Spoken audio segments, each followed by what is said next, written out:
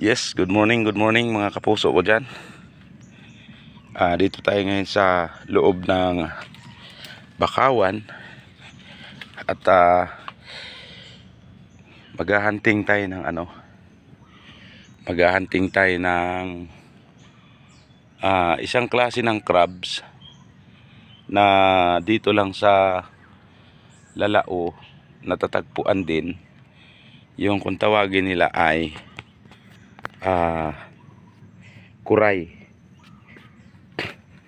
Di ko alam kung itong kuray na to ay ito ba yung kagang na kung tawagin sa Bisaya. So ayan, maraming butas. Yan na po yung mga butas niya. Yan. Kaso yan mga butas niya.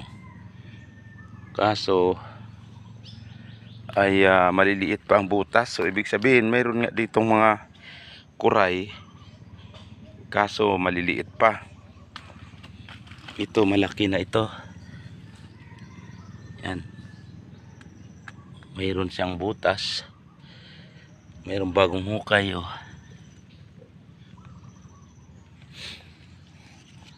Ito hindi rin ka masyado kalakihan. Maliit pa yan. Pagka sinasabing ganyan mga kapuso ko, sabi ng mga naghahunting ng kuray, ayan ay marami. Kung ibig sabihin mayroon siyang maliliit na butas yung ay kita natin dito. So marami po yan. Maraming magkakasama yan. Hindi pa lang tayo masyado marunong maghunting. I'll try na doon sa kabila, pero sinubukan ko lang naman na tinitignan ko kung talagang mayroon, kasi kung mayroon dadalhin ko dito yung kaibigan ko at maghahunting kami ng kuray.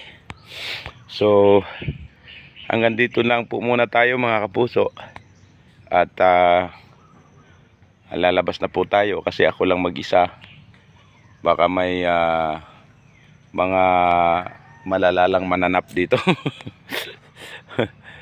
Ay ako lang po mag-isa dito sa gubat sa ilalim ng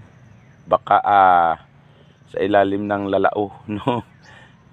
Lalauhan or gubat yan, gubat kasi mga matataas na rin yung mga bakaw.